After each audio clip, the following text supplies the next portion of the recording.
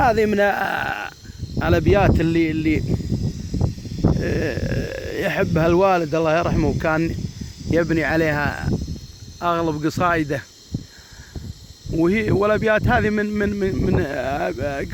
أبيات في قصيدة له الله يرحمه. يقول فيها أبو مشعل: ألا يا زمان الشينبة نتبك الغرات،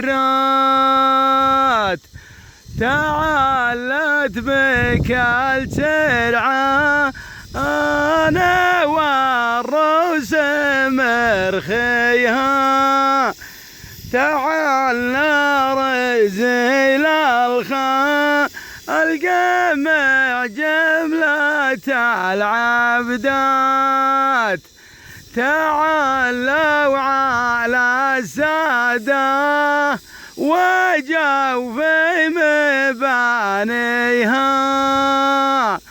أشوف الضعايف أشوف الحصين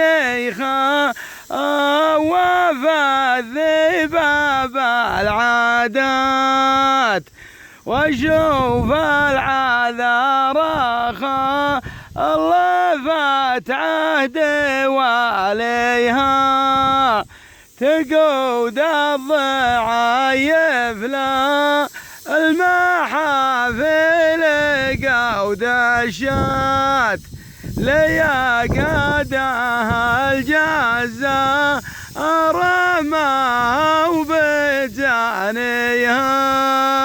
سلامتكم.